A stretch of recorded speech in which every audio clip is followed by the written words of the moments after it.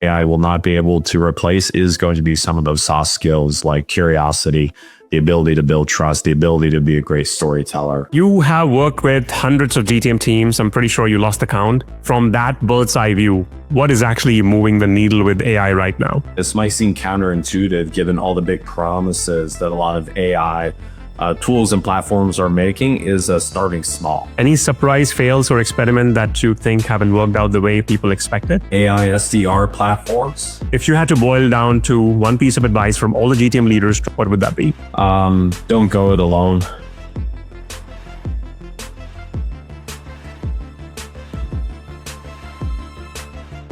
So hi everyone, welcome back to the AI GTM WTF, the show where we cut through the hype and talk about what's broken in AI go-to-market and how real operators are fixing it. I'm Rahul from Navarro.ai, and today's guest is Matt Green, co-founder and CRO at Sales Assembly. Matt works with over 200 plus B2B tech companies, which gives him one of the best vantage points in the industry to see what's actually working in GTM and what is not. He's known for being tactical, practical, and allergic to fluff. And he's here today to help us separate the signal from the noise when it comes to AI in sales. Matt, welcome to the show. Thank you so much for having me. I'm really looking forward to this. So Matt, you have worked with hundreds of GTM teams. I'm pretty sure you lost the count. From that bird's eye view, what is actually moving the needle with AI right now? Well, a lot, which I know is not the best answer. It seems like what's working across the board amidst all of the confusion and in many cases frustration related to all things AI, just given the pace of change, the quantity of different tools and opportunities that are out there for leaders to choose from. What seems to be working best is, and this might seem counterintuitive given all the big promises that a lot of AI tools and platforms are making, is starting small. Right, the leaders that we see that are really able to make some movement on the go-to-market teams or within the go-to-market function, I should say, as it relates to how they're integrating AI, is rather than trying to solve big problems. Right, a big problem is we're going to use AI to drive more top of funnel. Driving more top of funnel is a big problem. Right. And, despite what a lot of platforms out there may claim to do, there's no one platform that's just going to automatically solve your top of funnel problem. So the leaders that we see that are having success on this front is finding one very, very small problem within that larger theme of driving top of funnel, using AI to fix that problem. One example would be account research. Right, optimizing and building a much more efficient and effective way to do account research before initial outreach, right? Solving that problem. Then once they have perfected that and operationalized that across the organization, then they move on to solving another small problem, right? And then adding up all these small problems eventually does collate into like, okay, well, now we're solving big problems within the go-to-market organization, leveraging AI. That's quite an insight, actually, because most people didn't always think about, hey, what can I do big with AI? And I guess that's one of the reasons, most people fail. And speaking of failing, any surprise fails or experiment that you think haven't worked out the way people expected? It's not really a surprise, but the whole AI SDR thing. I mean, we're fortunate enough, as you mentioned, to work with a few hundred different companies today, all B2B tech, and we do keep in close contact with the leadership over there, and they do share not only with us, but also with each other what they've tried, what's working, what's not working. And again, many of these folks were skeptical going into these engagements with AI SDR platforms, but it doesn't change the fact that the vast majority of them have not worked. I mean, in best case scenario, you can find one company that maybe have one good experience with an AI SDR platform, but that same AI SDR platform has not been able to replicate that positive experience with any number of other companies, right? So again, not really a surprise from my vantage point. I was always extremely skeptical, but that is one thing that doesn't seem to be working across the board. Interesting. Right now. I think you're probably the second or third person to kind of say that, and I've never heard anybody who probably has an influence promoting them. I think they did make a lot of noise when they came out, and after that, I think it was just a squid damp, right? Thank you for sharing that. I want to switch little gears, and I want to talk about, you just launched the AI Architecture Lab for Executives, basically an AI onboarding bootcamp for GTM leaders. Can you tell us more about that? Yeah, the thesis behind this was, taking a step back. One of the things that we do here at Sales Assembly is every month we have a standing Zoom call for all the VP and C level revenue leaders of all the companies that we work with. So depending on the month, there's anywhere between 40 to 80 of these leaders on at any given time. And the sole point of this monthly roundtable is to give them a forum to come together, share ideas, share best practices, and talk about what's working, what's not working in their respective worlds. So we always have this pretty consistent insight into what's going on within their organizations. And as you can imagine, over the past 9 to 12 months, a lot of talk around AI, what's working, what's not working. And, I use the term confusion earlier. We are seeing a whole lot of confusion, just due in large part, as I mentioned, due to the pace of change, a confusion around like, okay, well, how do I have access to a lot of resources as far as, okay, what prompt should I use within an LLM? Right. If I want to purchase, an AI point solution that will help, push data to my CRM, that's easy to figure out. But as far as to our point a few moments ago, how do we operationalize AI within our go-to-market organization? There weren't many, if any, resources out there that were answering that much more strategic, big picture question, as opposed to, hey, use this AI to solve your top of funnel problems, or hey, use this AI to solve your account research problems. So what we wanted to do, and what we've launched or is launching in a few weeks here in mid-October, is bringing in subject matter experts of that deep domain expertise in this area, taking individual leaders across the companies that we work with through sort of a 3-month boot camp and teaching them, okay, big picture, if you're a leader, we're not going to talk about tactics. We're not going to talk about prompts. We're not going to talk about, Claude versus ChatGPT. We're going to talk about, if you are looking to build AI within your organization, here is exactly how to do it. Right? Here's how to test things. Here's how to pilot things. Here's how to delegate responsibility and accountability to different individuals within the organization. Here's how to test success. And here's how to reinforce that success by broadly expanding what is working across the organization. So again, these really big strategic items that don't seem to have a consistent solution for right now, we figured that we wanted to fill that gap by providing that type of resource to leaders. Love that. I have been following this CRO called, I think, Kyle Norton from owner.com, I believe. Right. I remember his chat with Jason Lemkin, I think, where he mentioned some of the same stuff, what you just said. I think it was on commissions, how commission should change, how he talked about how, we should look at AI as an organization. I think there were some brilliant insights. And I think what you just said made me think, while everybody, as accustomed to the whole idea of, yes, we need to use AI because, you can't say that I'm not using AI anymore except Apple. How is the sentiment overall amongst the leaders is what I want to understand. Yeah, it is very much that, where every leader knows that they need to find more and more ways to use AI because they know that their competitors are doing this right now. But at the same time, and I also used the word frustration earlier, there is a whole lot of frustration. Again, going back to the pace of change, we have seen multiple leaders that to an extent have thrown their hands up and said, I'm done. I'm done testing things. I'm done trying to implement things. You all, meaning all the other leaders, all the other smart people like Kyle Norton, you all go out and you figure out, and you all collectively agree on what the next gong is. Right. And once we all collectively agree, like, okay, this is must-have piece of tech, I'll go buy that. And I'll implement that. I'll roll that out within my organization, because, that frustration is stemming from the fact that there's a whole lot of AI point solutions right now.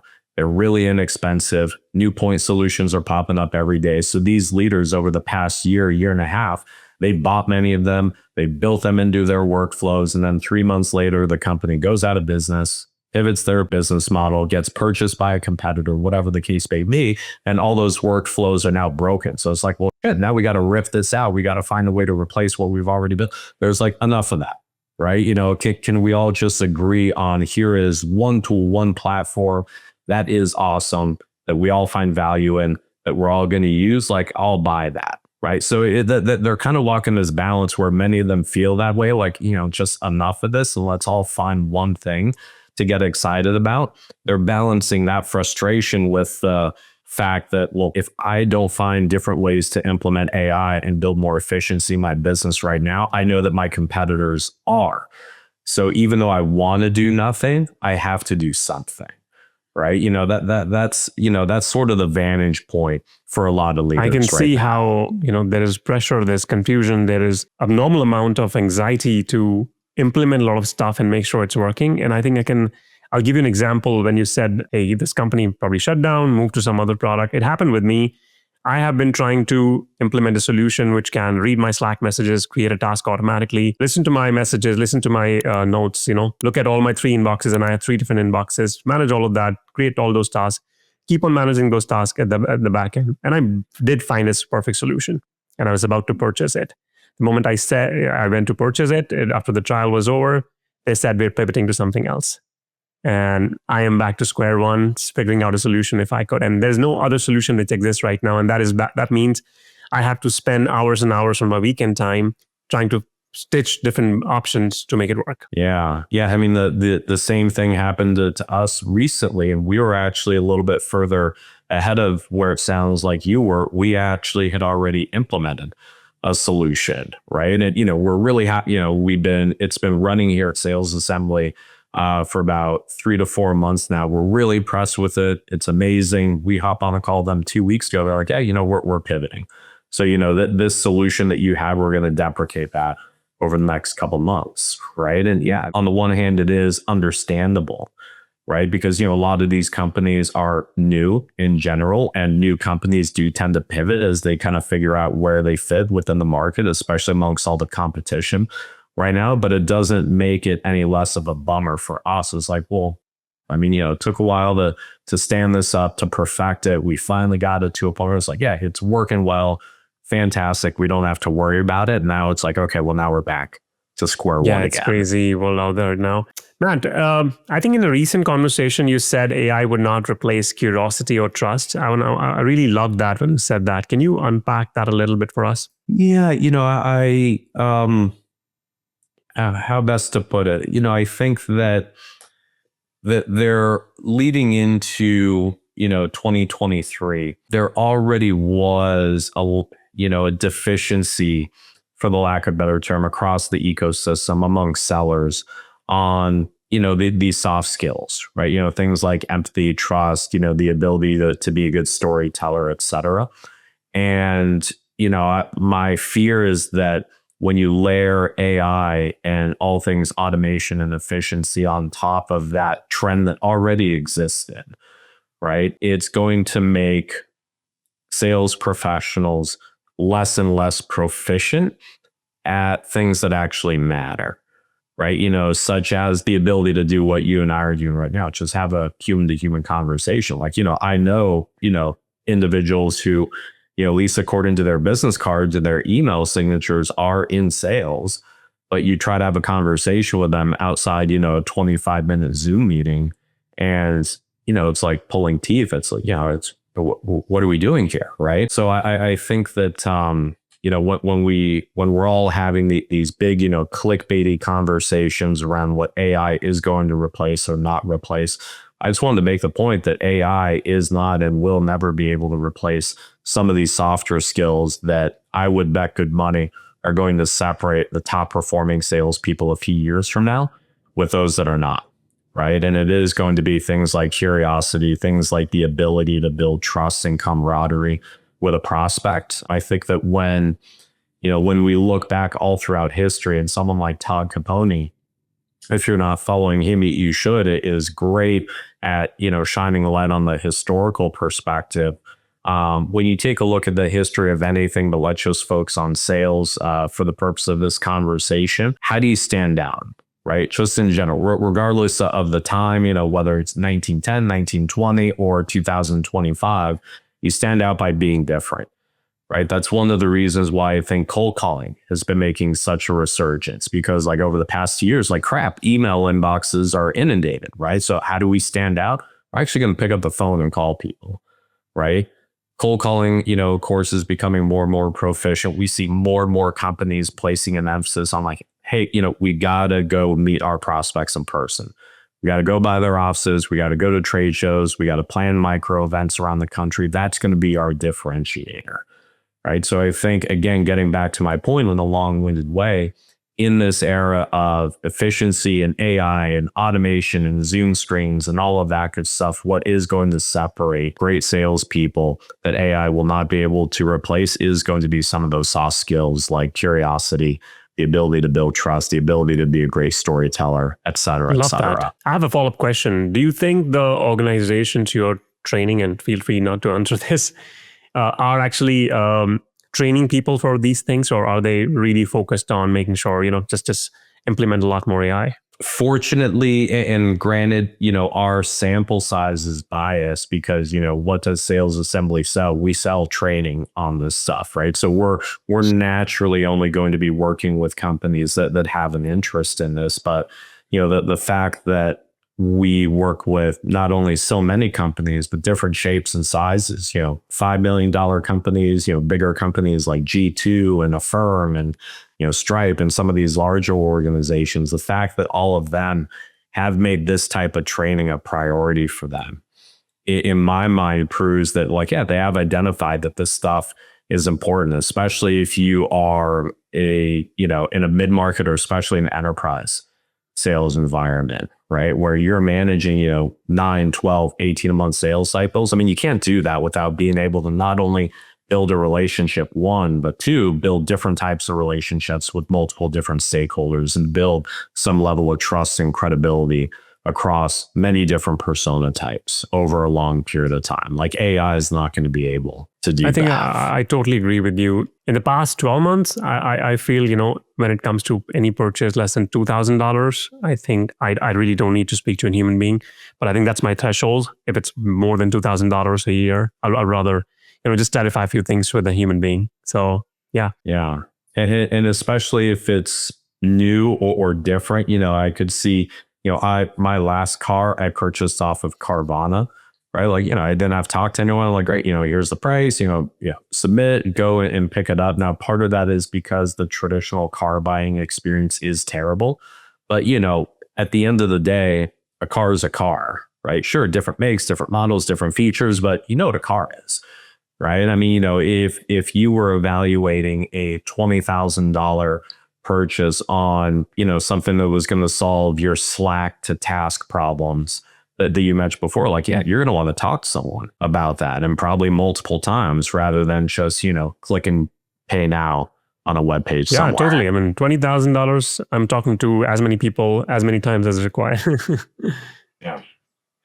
Yeah. Awesome. If I read this right, Matt, you are a CRO, but you also carry an AE quota, which is definitely rare at your level, So how's that hands-on selling informed how you adapt or how you basically use AI personally? Yeah, well, full disclosure, it's a byproduct of us being a small bootstrap company. And, I do have to be a seller here. But yeah, it has forced me.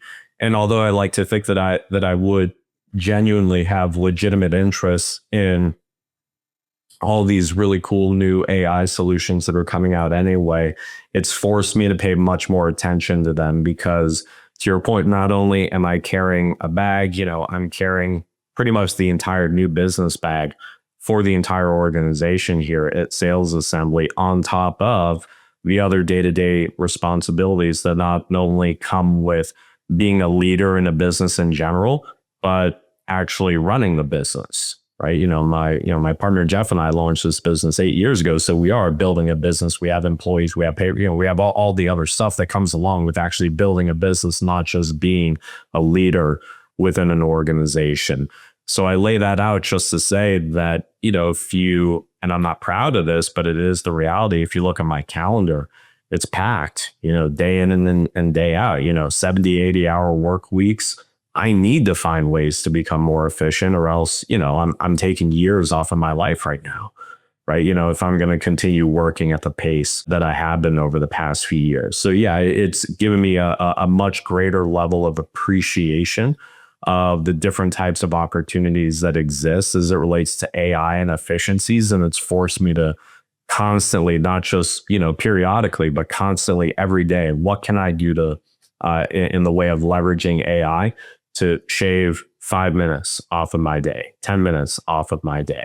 Going back to our point at the very top of this conversation, getting very micro with it and not trying to solve big problems, but say like, hey, what can I do to reduce the amount of time it takes me to create a business case after a prospect call from, 20 minutes to 15 minutes, whatever the case may be, because those extra 5 minutes extrapolated across 17 to 20 prospect meetings a week, that adds up. I love how you're guarding every 5 minutes, and I can see how this will add up probably 2 hours at the end of the week. My next question is, what is your one workflow which you feel like, where you have implemented AI to a larger extent and that is like largely influenced by AI right now? Yeah, so going back to the point that I just made around business cases, yeah, we have set up workflows where, leveraging Sybil and Claude and, Fluent and a few other platforms, as soon as I'm off a prospect call, the call transcript the call transcript is pushed to a different AI tool, which of course analyzes the transcript,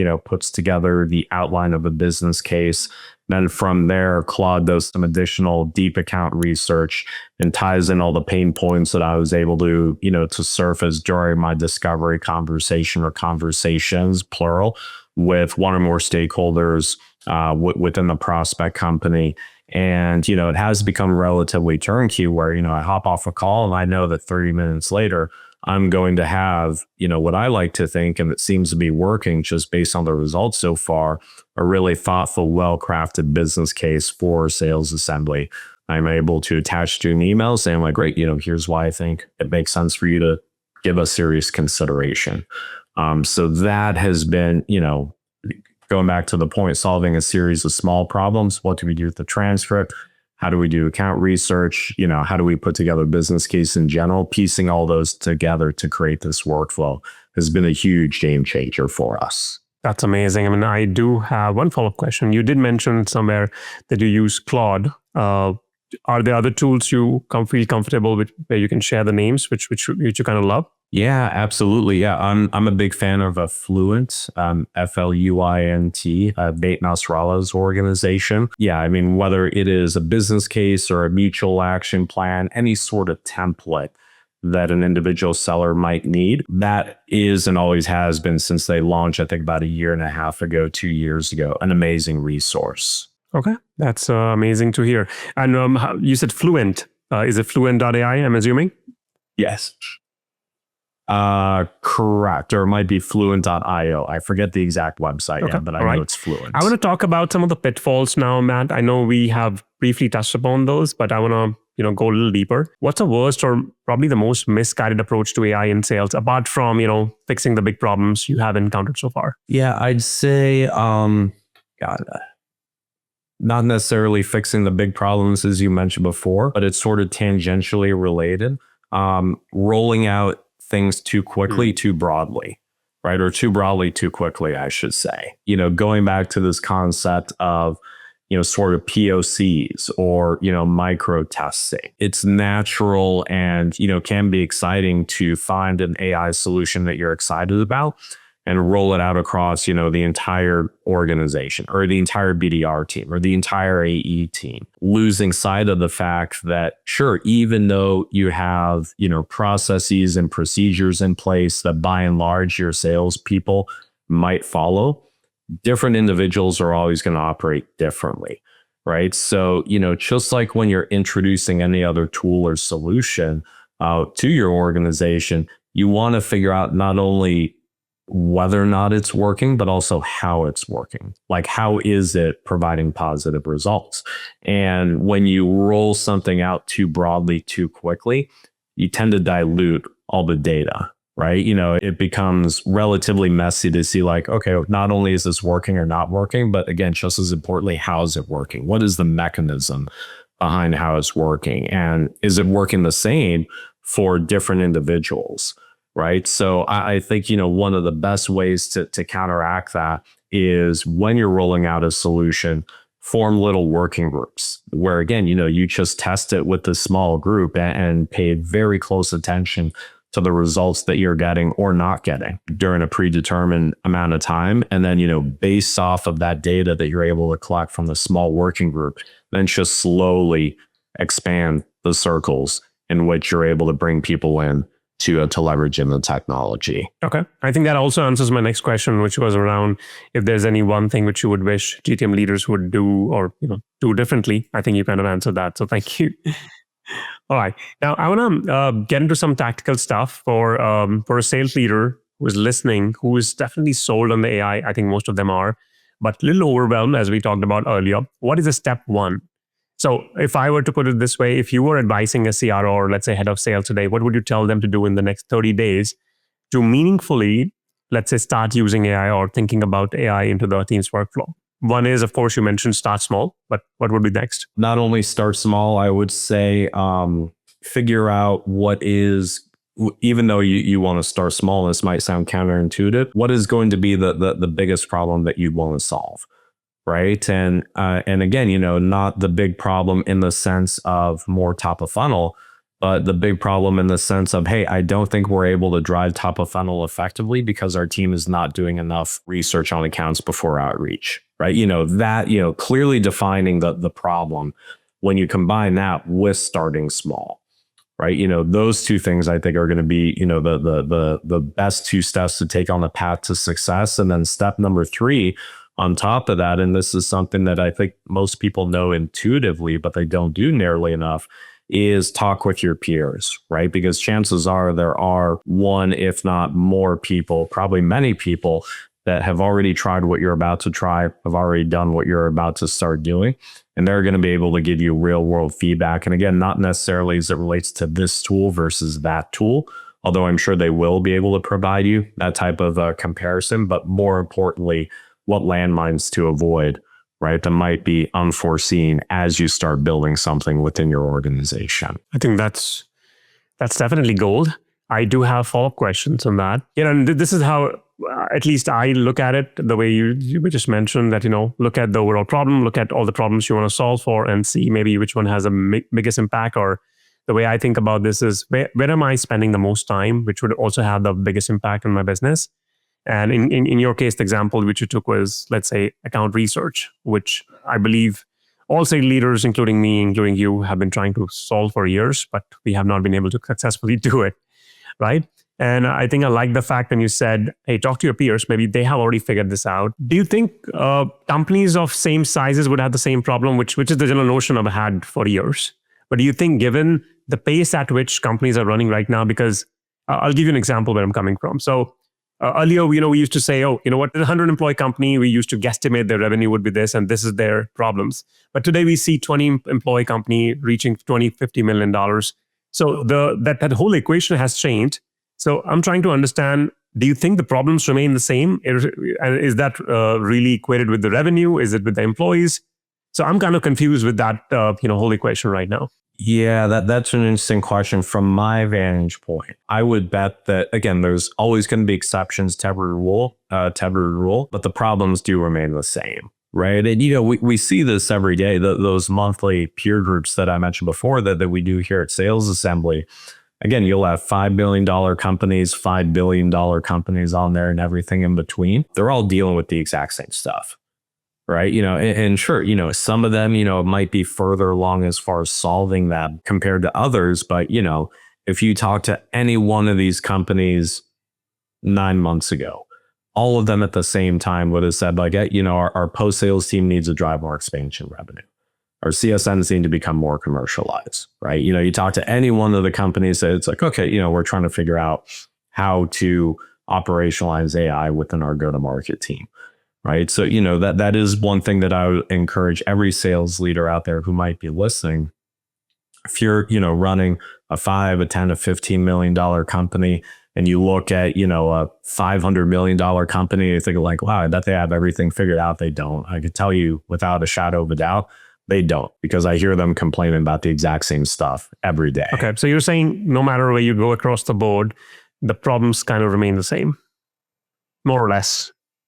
Yes. It just, it just becomes easier to try and solve the problems when you have a deeper bank account than otherwise, because, you have more expertise on the team, presuming, by and large, you have a larger team, you have more resources, the ability to A/B test different things. So your path towards a solution to the problem might look a little bit easier, but it doesn't mean that the problem still doesn't exist. Interesting. That brings me to our next question. Since we're talking about AI, I mean, even if we take the AI out of the equation right now, do you see, actually, let's bring AI back into the equation. The question I had was, do you see that, companies with deeper bank accounts but larger employees size are moving at the pace at which they should move with the way AI is moving right now? Interesting question. If I had to guess, I would say probably not. I would say that the smaller companies are moving, as they always have when it comes to new innovations, they're moving quicker, but it's in large part, due to two reasons. Number one, they can, right? Because if you're running a $700 million revenue organization, that's like steering the Titanic, right? Compared to running a $10 million organization. So not only because they can, but also because they feel as though they need to. Right. And I bet that they're right. If you're running a $10 million company, you might still be figuring like, okay, we don't have product market fit. Yeah, we got all this competition. We're taking on some of the big incumbents, and maybe we got these new competitors that are nipping at our heels. We got to move quickly. Right. So any competitive advantage we're going to be able to find, they're going to try to build in. Right. So that's naturally just going to create an environment where they're going to want to and be able to try more stuff, even if it doesn't work. Thank you for validating that. I mean, I thought that was the case, but I wasn't sure because I did not have any data. So thank you. All right. So Matt, let's fast forward probably a year. What will the best performing GTM organizations be doing with AI that you think laggards would not? And maybe do you see new roles emerging because of AI, like GTM engineer? We've seen that a lot, or new workflows maybe becoming the baseline. Yeah, it's given the rate at which everything has changed over the past, I was going to say 2 years and then year and then just even the past 3 months, I don't think it would be smart for me to try and predict.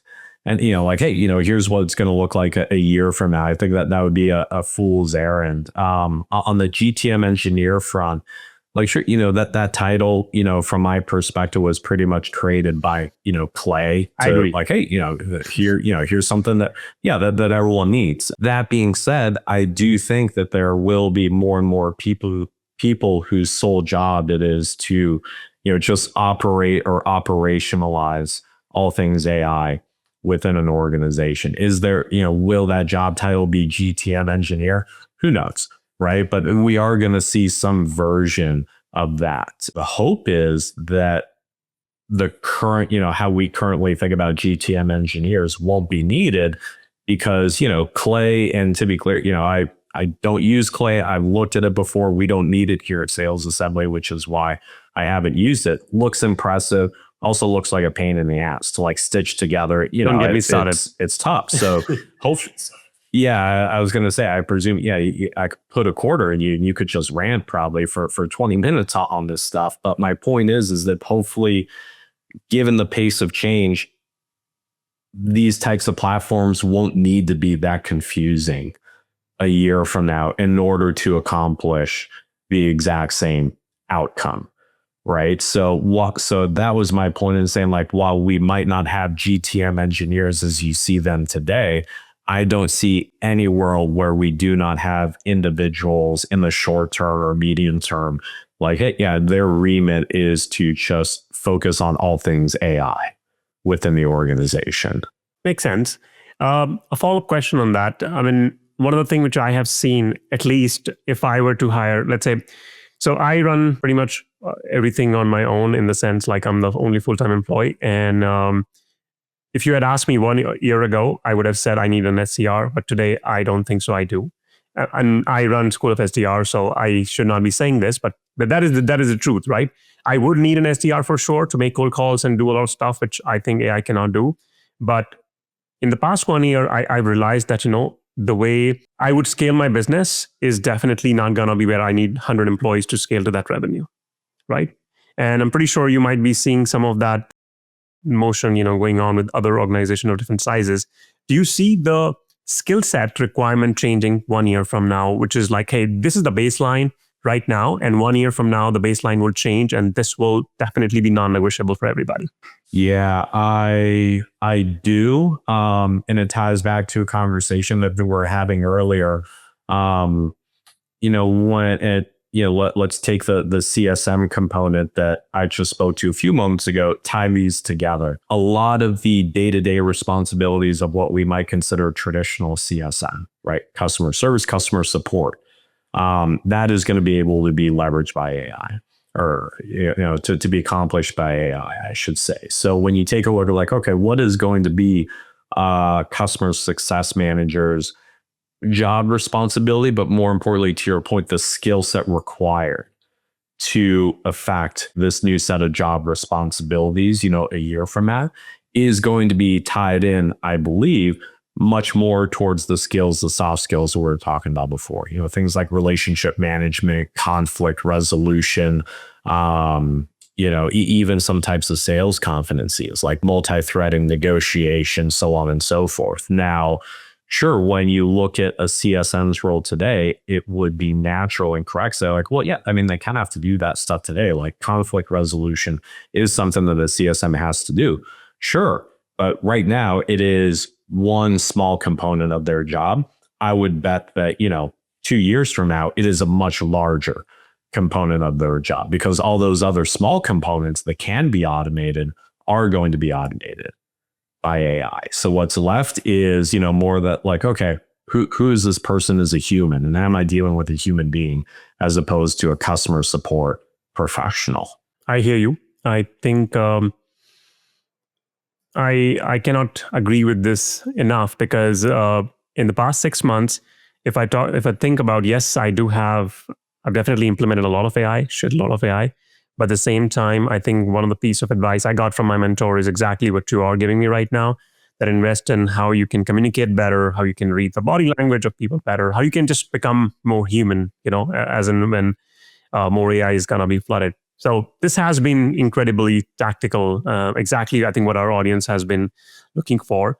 My final question, Matt, if you had to boil down to one piece of advice from all the GTM leaders trying to separate the whole AI signal from the noise, what would that be? Don't go it alone, right? Again, there's no reason why you cannot and should not leverage your peers. There are any number of people that are doing your exact same job, just at a different B2B organization, whether it's through an organization like Sales Assembly or a community like Pavilion, whatever it is. There's a whole lot of outlets out there to make sure that you are not making mistakes or putting yourself in a position to make mistakes that other people have already made and can warn you of, right? And that is in this world, again, given the pace of change, and sorry to keep using that term, but I do think it's relevant. It's going to be all about mitigating the number of mistakes and the number of missteps that you make on the way towards achieving this ultimate outcome of building more efficiency within your business leveraging AI. Fantastic. And I actually have one final question, which I asked you earlier, but I'm going to double tap on this because you did not answer that. How do I write like you? Because with the way you write, and I don't think so I've seen anybody getting that much traction the way you do. I'm pretty sure there is some special sauce which I would want to really learn. No, I appreciate you saying that. God, how best to answer that? And I'm not really great at taking compliments. It's just I do my best to write the way that I talk, for better, for worse. I mean, of course, when you see the written word, it's structured differently. I write the way that I talk, and my format of writing is written in a way that I like to read, if that makes sense. So, I'm a big fan of bullets, I'm a big fan of that type of structure. But when it comes to the content itself, yeah, I like examples. I like stories, right? I like that super tactical stuff that you alluded to before. So when you put those two things together, the outcome is just like, hey, here's what I've written, right? Writing the way that I like to talk in a style in which I would like to consume. Yeah. So I can't say that for better or for worse, I put much thought into it. It's just how I write. That's amazing. Thank you for being candid. And thank you for joining us. And to everyone listening, thank you for tuning into AI GTM WTF. If you found this useful, subscribe, share it with your team, and we'll catch you in the next episode. Thanks, man. Yeah. Absolutely. Thank you for having me.